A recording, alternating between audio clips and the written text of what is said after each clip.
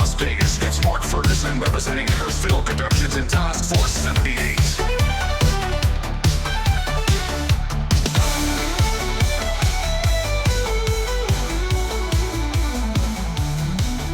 This is Steve Harris and the Harrisfilm crew. Tonight we have a special Mark Ferguson, almost live from Star Trek Las Vegas. Tonight we have Ken Mays, Matt Arnold, Roy Ivy, and this is David Savolowski. He and I were in high school together, and he was an actor for me in a film called The Other Kennedy. David played Oswald, and he killed the new president, and then he got killed, just like the original Oswald.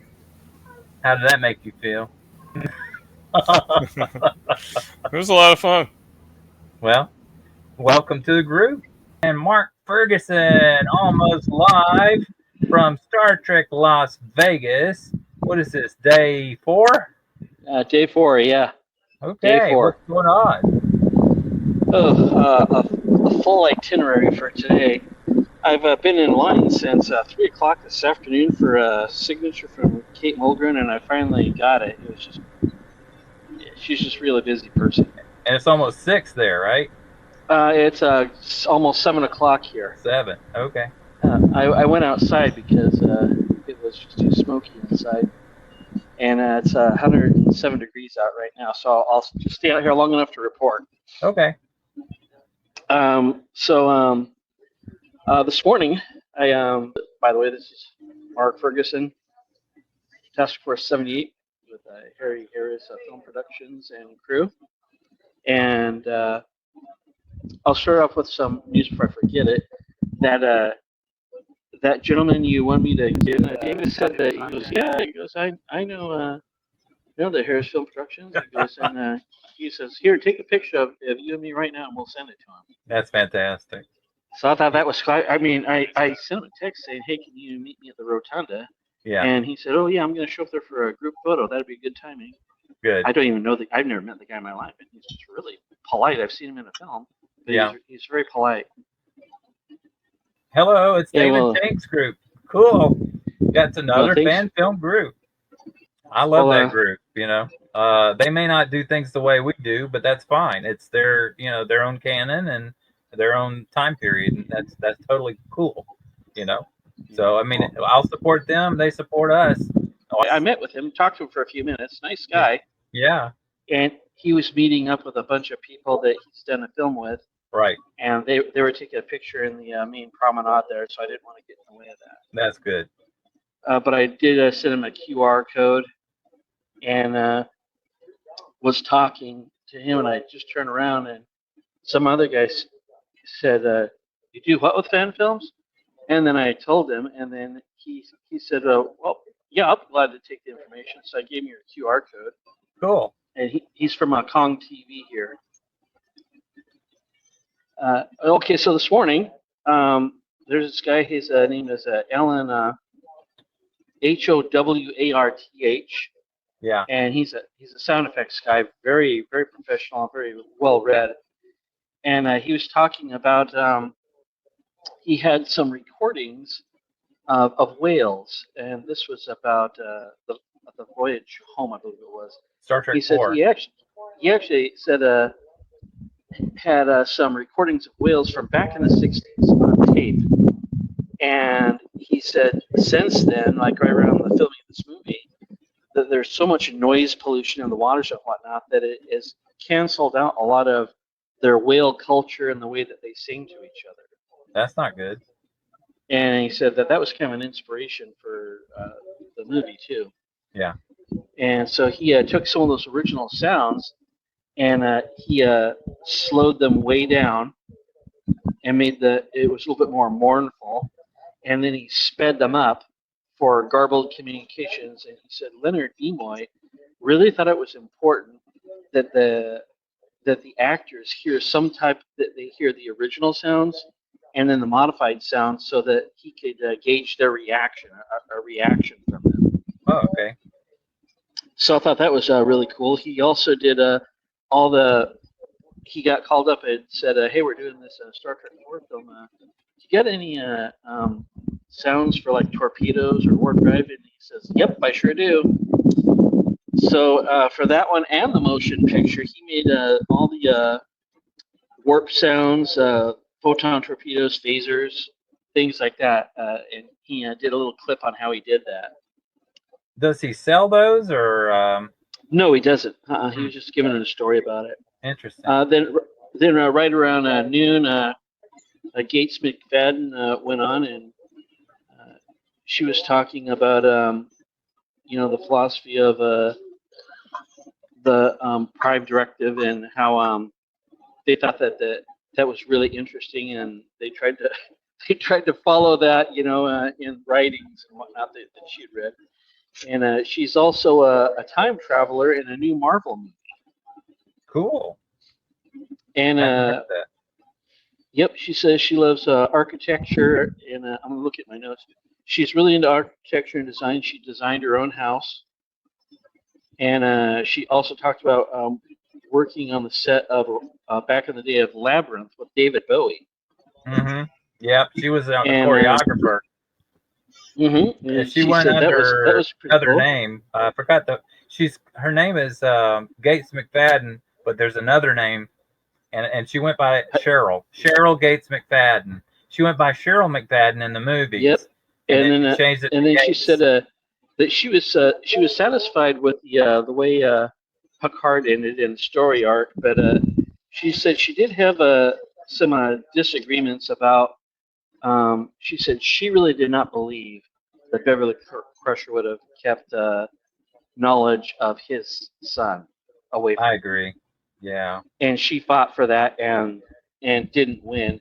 And she said the way that came down, she says she goes, in all honesty, she goes, I thought that was a ripoff of the Carol Marcus story. Yeah, a lot. Holding information from Kirk, and she felt that was kind of a dishonest thing to do. And she said she was since Roddenberry really had mentioned her being a single mother, raising a son on a starship, and she says that was all good and well, but they never followed through with her giving her son any advice. That she always went to the guys for advice. That they never got to work on a project that they solved or a problem that they solved together. It was always Wesley or some male engineer. She said so. Yeah. That fell flat, and she was very disappointed with that. And she says, I was fired the first time for arguing with that. She goes, that's not the way this should go. And she said when she came back, it was a little bit hard to get back into the groove. Then moved from that to a panel from Lower Decks. I've never seen a single episode of that. Oh, okay.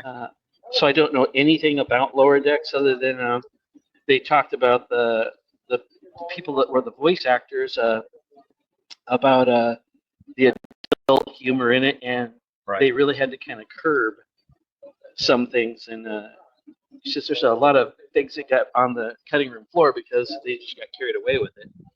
But she says it's the people from that panel said it's really fun doing it. They said they had season 2 in the can before they ever started filming season 1. Wow, you're kidding me! I did not know that. Yes, I thought that was That's crazy. Really interesting. And she says she goes, like Family Guy and those other shows that are like that. She says we poke fun at all the aliens. Right. And then I moved on to around 2:30 in the afternoon to the 30th anniversary of Voyager. Wow. And they had a whole bunch of people up there on deck, and I tried to send you screenshots of who was there. Right. I saw some of those. And their message was about about Voyager. They all agreed that the preservation of the human spirit is what they tried to capture in that show, and that the journey that they all went on. I think they captured that. What do you think, Roy? Yeah, I think so. Yeah. I mean, overall, I think they should have came back to Earth longer. As far as it should have taken longer. Yeah. And but they were going to cancel the show, so they had to get back. A couple of the fans said if you had a choice of being marooned on an M-class planet or travel home, she says, I definitely would have traveled home. Yeah. She says, because where we were out there in the Delta Quadrant, it can only be peaceful for so long on any planet that they were on. Right. Exactly. And there was more of a chance of something happening to them if they had done that.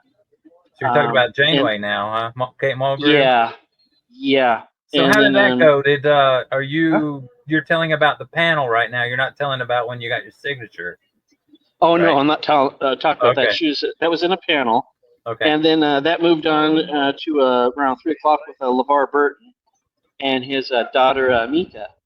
Ah. And he says, well, I got 30 episodes under my belt as a director. And then and then the MC said, yeah, Jonathan Frakes has 32. Now. Yep. So that was kind of funny. And he mentioned he was proud of his daughter for, going to college and acting classes and not riding her dad's coattails. She wanted to make her own way. And she's doing really good and she wants to direct, but she wants to follow have other mentors other than her father. That's a good idea. Yeah. He took that really well. Get a different perspective. That's good. And then they moved on to they had the full version of Unification. Oh, The you're Unification kidding. short. It's the full version, not some YouTube creation. And they talked about how they used a live digital AI, where they made De-aged people up Kirk as, and all that. Right. there's a guy that looked like vaguely like Leonard Nimoy, and they Mm-hmm. put all this prosthetic makeup on him and then they digitized his face. Right. And he says, I know how you guys feel about AI. And he says, and there's a lot of things to work on. He says, but there's no stopping it. He says, it's here and it's like a freight train and we can't stop it. We can only deal with Hopefully it. we can program it so that it doesn't kill us. Yeah. And then I don't have tomorrow's agenda up yet. It hasn't popped up yet here on my tab. I think I sent you pictures of the auditorium before when it was vacant during the past couple of days, and now it's like. Well, thanks for putting up with my crazy timeline. No problem. Thank you for being there and calling in. Ready to give your report for day number 5? It was a whirlwind. Hey, Mark Ferguson here with Harrisfilm Productions, Task Force 78, live from Las Vegas, Star Trek Las Vegas, 2025. Sunday, it's the last of 5 days, and I'm pooped. Yeah, I bet. Yeah, it's been a whirlwind here, so they gave me a spot to sit off here off the side. Things Cool. are kind of calming down. Here's my overview of the day. All right. Started out in the Leonard Nimoy Theater this morning, and they had Terry Farrell and Nicole Boer there. Ah. And so they talked about being buddies and what it was like traveling together. And Terry Farrell's in a new show called Glass Mine, and we think it might be a comedy. And she talked about the importance of when reading the script to be aware of shift changes and read your part in different pitch, tone, and voice and inflection when possible, so you can hear it different ways. And she said, when possible, use Zoom to work with one of your partners if you're not in the same area, so that you can kind of gauge their reaction and get their feedback before you actually go in and go to work. Yeah, like we do on StreamYard. It's the way I direct you on StreamYard. Exactly. Yep, that's the way that I like that. That really helps. Good. And then they had the Rat Pack up there. Jeffrey Combs, Ethan Phillips. Yeah. And Ethan Phillips is going to be on stage doing Hamlet in the very near future. Wow. Being him. And one of his thoughts were, he says, I goof around quite a bit, but I'll tell you what I'm really serious about. He says, whoever you are talking to, that make sure that they're the most important thing ever. Yeah. And he says, don't judge a director from what they tell you, but instead what they show you through their willingness to teach. Hmm. And he said, don't give them a God complex by allowing them to treat you like crap, but remind them of who you are and what you expect of them, and they'll expect the same of you. And then he Right. said, and that way you'll establish a long and rich, long-lasting trust. Then it went on to, they had this guy from Resident Alien, Oh and yeah. this show's canceled after 3 years, but he was really entertaining. And I haven't seen that show before, so I didn't know a whole lot about it. Was he And blonde? he's kind of like sandy color hair, kind of buff. He sounds Alan- like the main character. Yeah, that's Alan Alan. Tudyk. Alan Yeah, Tudyk. that's Alan. Yeah, Yeah. he's He kind was of on buff. Firefly, man. Yep. And then, that's why they mentioned that. They were asking if they're Yes. gonna have another. He says, I cannot confirm nor deny that. Yeah. He So was the pilot. and then let's see, Scott Bakula did a really good job. He talked about being You sent a picture of him singing. Was he singing? yeah. No, he wasn't singing. Oh, he did sing a few lines of something. And he talked about, of all his characters, that he closely identifies with Captain Archer as a character the best. He said he loved Quantum Leap, and but he said his longest stint that he really liked was on NCIS. William Shatner was kind of a different experience. I'll say. He told some stories, but he rambled quite a bit. Yeah, I noticed that. And he also got upset with some people in the audience that kept wandering around while he was talking up front. He said it's very he told distracting. Yeah. Yeah, he said, "Hey, you're distracting me. Go sit down." And he said, "You're being rude. You're being rude." He told a naughty story about meeting that Coco, the gorilla that talks. Yeah, that kind of grabbed him, Yeah. Oops. by the jewels. Yeah. So I did. I went in line. The line surprisingly was not very long for autographs. Kate Mulgren was several hours. I was in line for autographs less than a half hour. For Shatner? Yeah. Wow. But a couple of people ahead of me had all these magazines. Like this one guy had 18 magazines You're at $180 a pop that he had him sign. Crazy. And I had how I'd made coasters, those leather coasters? Yeah. I made a leather coaster that said William Shatner on it. I gave that to him. He put his bottle of water on it. He goes, "Oh, thank you so much." That is cool. So after this, I'm going to go grab a bite to eat. And at 8 o'clock, they're going to have the Rat Pack singing at 8 o'clock. Cool. And then I'm heading back to the hotel, and I'm going to get sacked out, get up at 4 o'clock in the morning to catch a super early flight back to Portland, and then drive 100 miles up to Olympia, Washington. All right. So hopefully it didn't put you out too much and it didn't interrupt your normal experience a lot.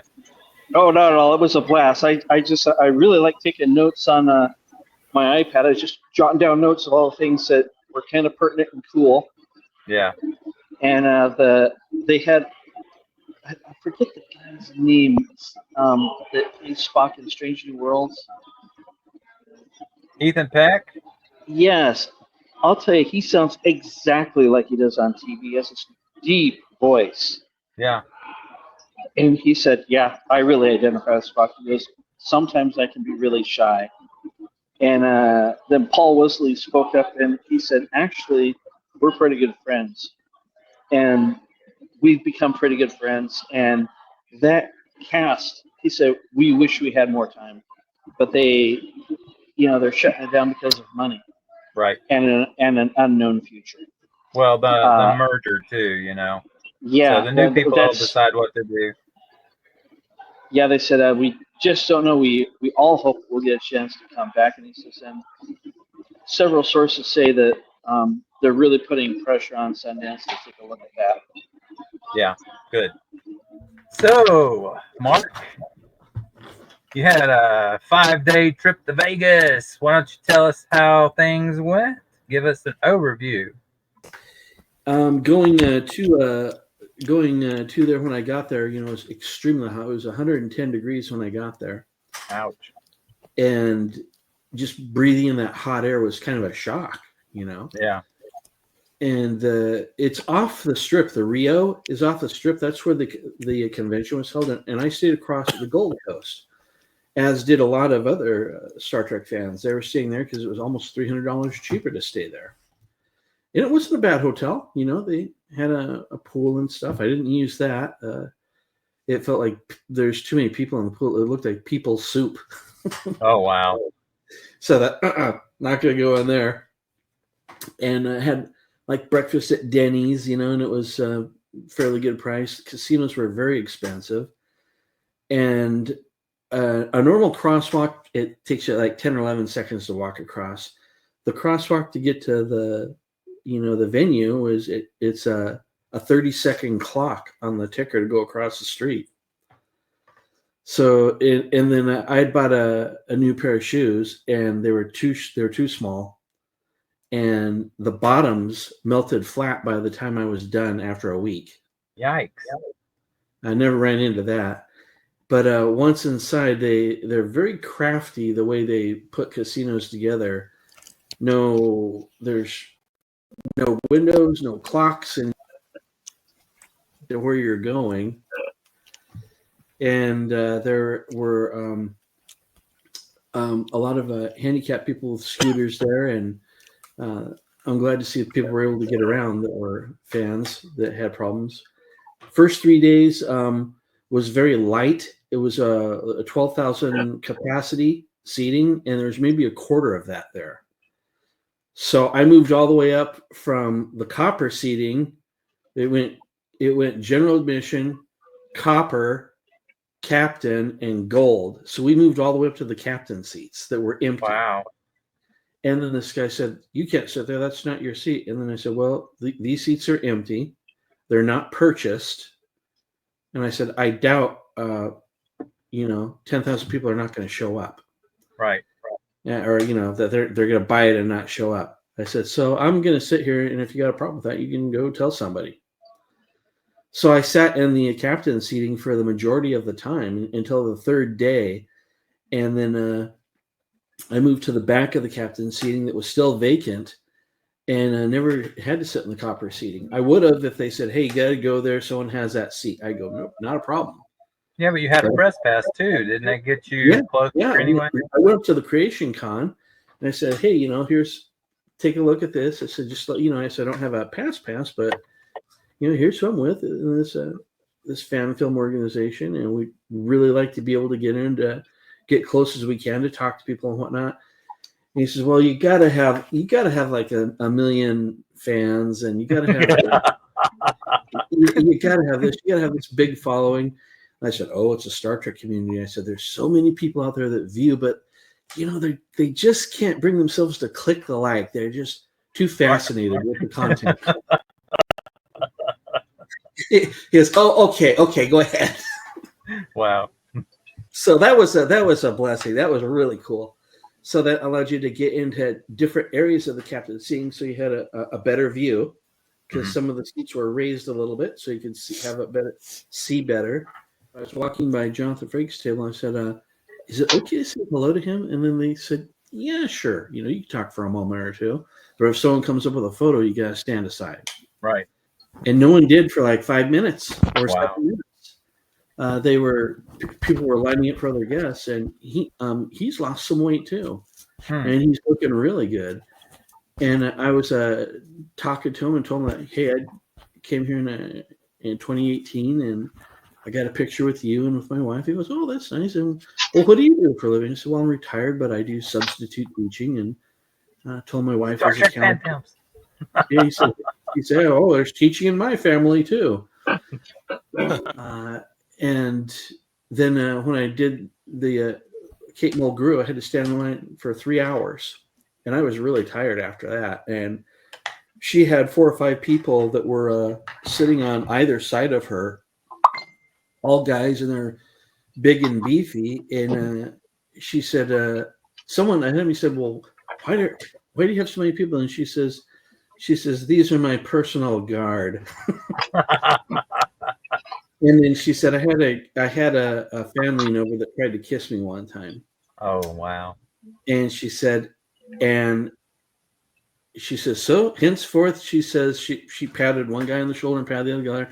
She goes, "I got these guys looking out for me." And then she looked at her, she goes, "Are you going to make dinner reservations for us?" To some other guy. And she signed, she goes, "Well, here you are, dear. Have a good day." And it was very polite. What were you most impressed about for the whole trip? Well, I would say the way Creation Con puts it together, they have to have hands in so many pots to put this thing together, and it was quite the feat because they got to contact the people that contact the stars and set up their rooms and set up who's going to meet them and bring them there, and how many volunteers are they going to have working for them. And I asked them, I said, "It must be quite the thing." She goes, "Oh yeah." She goes, "We vet volunteers as well as paid people for this." Yeah. She said, we just can't have someone having something that says security or Creation Con and have them be a convict and get us in trouble. No kidding. And that was the one thing that I found impressive, is just looking around at how they had everything set up. And they must do really interesting about that. I said, the last time I was here and this time I noticed there's no Star Trek fan film creator panels. I said, I was kind of wondering why that is. And he said, well, he says, to tell you the truth, he says this is what he said. He goes, "They fight too much amongst themselves for us to have a valuable panel." I said, "I've never heard about that." I said, I didn't even know anything about that. And they said, "Yeah, some years back they had a panel." He says, and he said that they ignored the people in the crowd, and they were infighting amongst themselves so much we couldn't get anything done. So he said, "So we just never put that back together." I said, "Well, maybe we should take another look at that. Things change." I said, "That'd be really interesting to see other people's work." And I said, "That might inspire people even further to come to the conventions." Well, thanks for that. I think when there's a shred of truth of that and they know it, they change the subject really quick. Nice. What was your impression of Scott Bakula? I'll tell you, what a nice guy. He was really excited to be there. He said he hadn't been there in 10 years.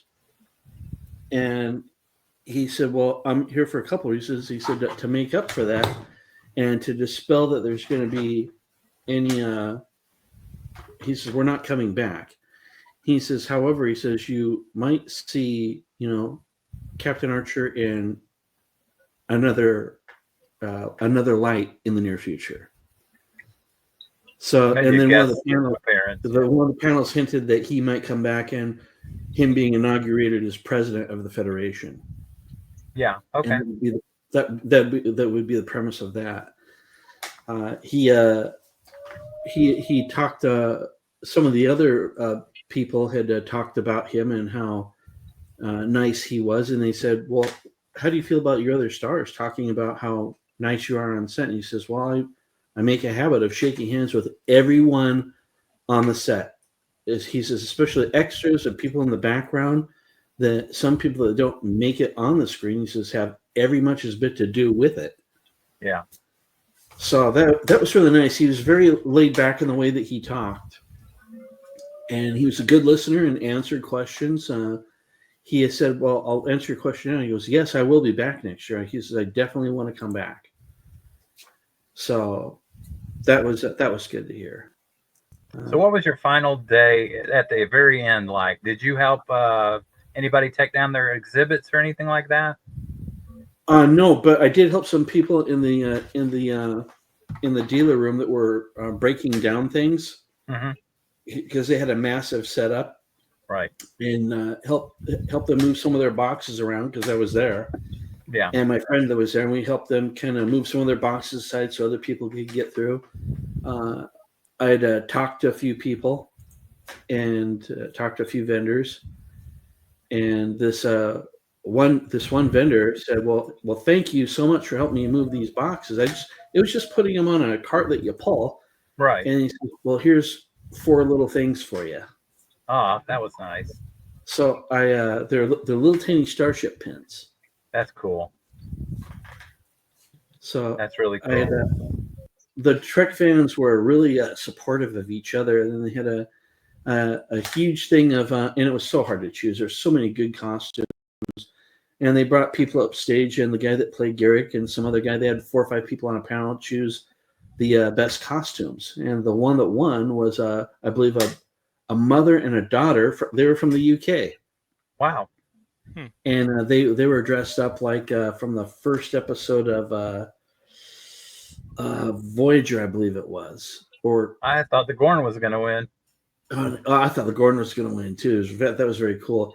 It was Farpoint. Farpoint. Oh, okay. Was, yeah. And they said, well, how long did it take you to put that together? I said, well, it took like 16 weeks. We had to get these vacuum hose tubings and dye them different colors. So did they? Another question: did the segment with Shatner, or did they interview him, or what?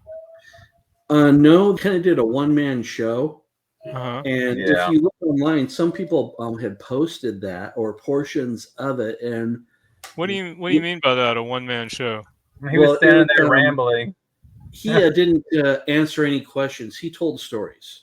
Oh, okay. Are there any other people that were main characters from the original series who are still living besides Shatner? Oh, well, there's George Takei, of course. Okay. But he wasn't there. Zulu? Okay. He was ill, and Walter Koenig is sick. They said okay. they were not doing well. And Walter, I guess Takei, he gave some type of a little video about, sorry, I can't be there. Yeah. Walter Koenig is ill. Like that in person. He Roy, was, you got questions for Mark on his trip? Any comments about the trip?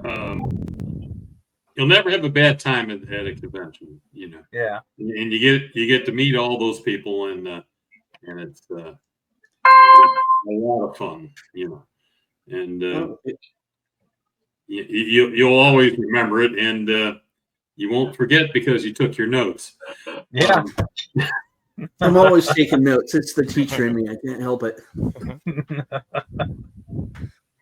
Yeah, you were talking about notes. So it was Michael Okuda and his wife. Yes. I'd seen pictures of him when he was young, and he just kind of looked like a geeky guy, and met him and his wife, and they were talking about Star Trek, Tycon.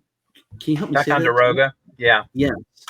Star Trek Museum in Ticonderoga, New York, run by James Cawley. It used to be Star Trek Phase 2 or Star Trek The New Voyages originally. I had asked him, I said, why is it out in the middle of nowhere? And I said, I really want to go there. And they said, wanted to be there. They said, well, she says, to tell you the truth, there's less of a chance of people messing with it. Mm-hmm. And she said it was just the right time, and we had the right circumstances to set it up, and people that wanted to be involved. And she says, if you're going through Vermont Airport, it's about an hour and a half ride to there if you rent a car. Yeah. And she says, but it's also an hour away for any hotel. She says it's out there. Right. But she says it is very secure. Yeah. She says, it's also recognized by CBS Paramount as an official Star Trek museum, and they pay residuals to CBS Paramount. So it's all official, and that's why Shatner has his favorite chair right there. That's right. They had mentioned that. He had said that when he comes there twice a year, and when he's been there, and he'd say, "Is my chair ready?" Mm-hmm. And he'd walk over there, and then he says, "There you are." Mm-hmm. And he'd put his hand on it, then he'd sit down in his chair. And then they had a short, like a 10 or 15 minute video that they had up on the screen, and they were talking about the tour of going through there. Oh yeah, and good. And they said we do a lot of maintenance to make sure that these things stay running, the things are wiped down, that they're cleaned, and we're very careful of what we use with that. And she said, someone said, what's Bill's favorite part? And she said, Bill showed. She said, well, he likes the transporter room. Yeah. He says he really likes that. And they showed that in the sound effects. She says, everything that you hear are the actual sound effects. These aren't something off of someone else. This is original stuff that was put together. Right. And some of it has been cleared up and modified so it stays crisp. And it was really neat to hear them talk. I saw them 2 or 3 times, and each time they'd stop and say hello. They were saying hello to fans, and I didn't. I recognized them visually, but I didn't know exactly who they were at first. Right. And then when I did, they were very easy to talk to, and they went on at length. Well, there's a way to get a hold of us if you want to go there, and we'll send you the information about how to get there. She says, but it's not easy. Ken, did you have any comments or questions for Mark? Not really. It brings back memories of the fan con that I went to in Dallas back in the 80s. Well, those were simpler times, you know. I was Yeah. supposed to go to one in the 80s. 1980, in fact. It was it was 79, January 79. And I just couldn't get there. I was in the same place, but didn't have transportation. Well, In the late 70s, there was a Star Trek convention in Oklahoma City that was advertised. mhm. And the local bookstore, there was a science fiction bookstore in Chickasha where I lived, and they had flyers for it. And I raced home and I begged my mom and dad, let buy me this ticket. I want to go. And they Yeah. said, that's all the way up in Oklahoma City. We're not taking you there. That was an hour and a half, right? Something like that. Actually, maybe a 40-minute drive on the Okay. highway. That's cool. Yeah. Yeah. But hey, we have lives, you know. Yeah, but it was where we were. Chickasha is a mid-sized town. Oklahoma City was at that time, geographically speaking, the largest city in the United States. Spread out, yes. Yeah, it's Yes. spread out. That's why I said geographically. We're not talking about big cities buildings, you know. We're talking about spread out. To them, I might as well have been asking to go to Mars. I had to Or literally New drive York. to Dallas Friday, Saturday, and Sunday. And You drove each day from your house. yeah, from my house. I couldn't Wow. afford to stay in a hotel, so Yeah. I drove down there. So and I even paid a ticket for my friend. He'd never been to a Star Trek convention, and I remember the day we were there, they showed the cage, the original version. Oh, that's the recovered one with the black and white and colored mixed together, right? Yeah, and it had never been seen on TV up to that point. Right. And I remember when he walked out, he was totally wowed by it. He was like, I don't understand why they rejected that. That was tremendous. No kidding. No, That's what are you why. talking about, guys? The Yeah. cage, black and white. I'm not understanding. Okay, there was a pilot episode of Star Trek that was filmed in '64. Had Captain Pike in it as the main character. Uh-huh. Spock was the only the other character that you would know. So Spock and Pike were on the same ship on the Enterprise at that time. And what happened was they filmed this pilot, so it was about a 45 or 50-minute long episode. Actually, it was a little over an hour. Was it? Originally it was an hour, okay. Yeah, it was like an because hour it and was 5 minutes. it wasn't really designed to be shown on TV in that format. It was designed to be presented to Paramount, to like the board or whoever decides to make these shows. Mm-hmm. And when the people at Paramount saw it, they were like, okay, we don't need the Twilight Zone. We don't need this. This is way over everybody's head. Why don't you do an action adventure show like you said you were going to do? We want action adventure. It was too long to show it in an hour time slot. Right. And it wasn't long enough to show it in an hour and a half time slot. Right. So they re-edited it and made it into a 2-hour thing almost. It was two 45-minute shows, Huh. and updated it as a flashback Okay. to when Spock was the science officer on board Enterprise under Captain Pike about 10 years earlier. And why did they call it the cage? That was the title of the episode. Yeah.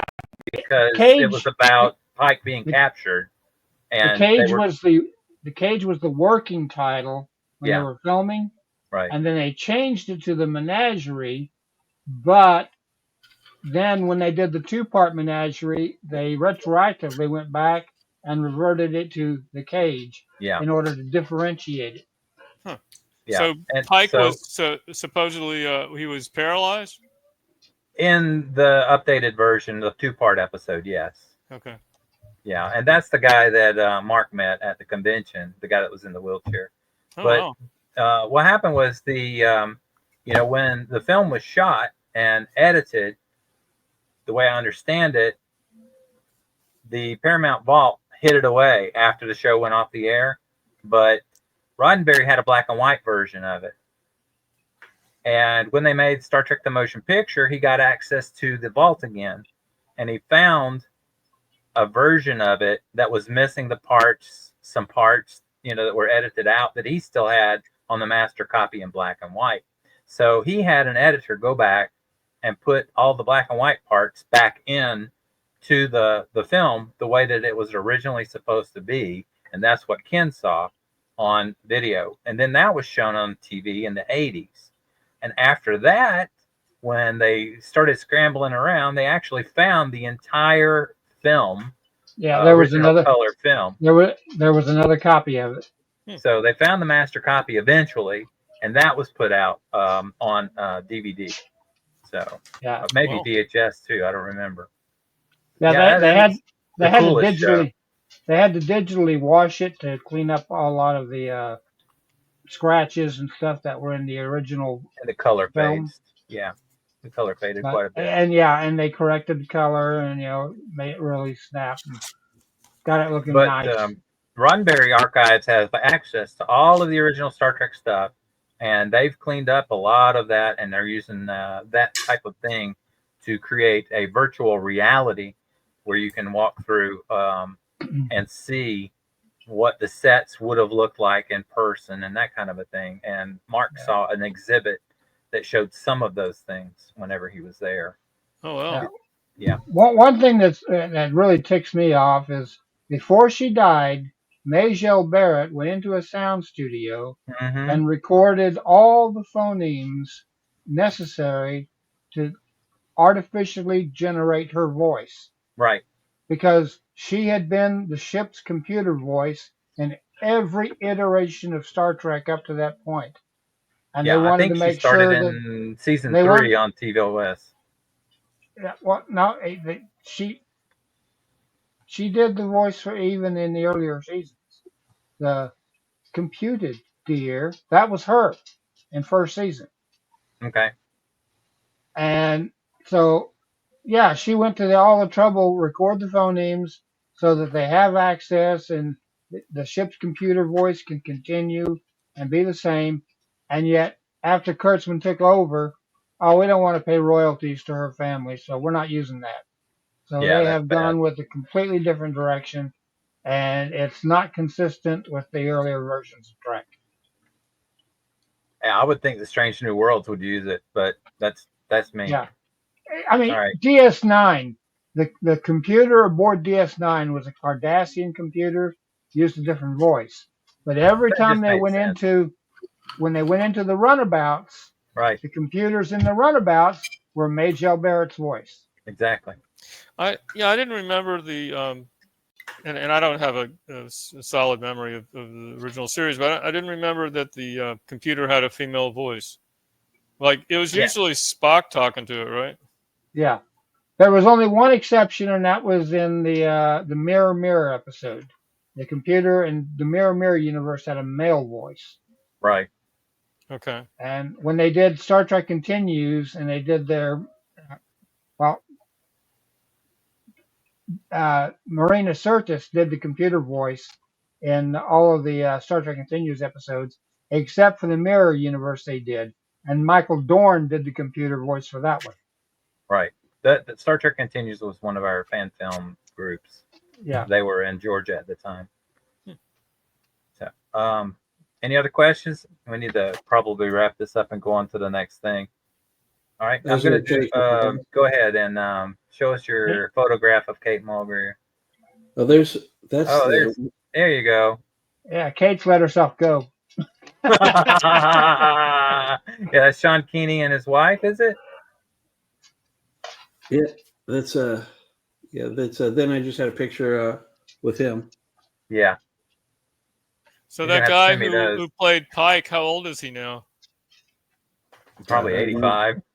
Okay. He doesn't look like it. Take a look at him. Yeah. I mean, he's he looks younger than me. Yeah. Hard to see. And then here's one of Kate Mulgrew.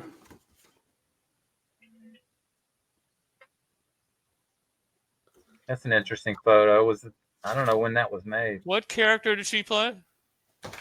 Janeway on Voyager. Yeah. It was really interesting hearing someone talk about the computer voice I didn't know about, that she was a voice for all that much. That's pretty cool. Yeah. Working. Yeah. She did it very robotically in the original series. Yeah. But then she kind of relaxed her delivery in the later iterations. Right. And she was she did a lot of voices in TAS in the animated series. Everybody did a lot of voices in the animated series. Hope you enjoyed the show. Come back and see us next time. Goodbye, everybody. Task Force 78 again real soon. Until then, live long and prosper.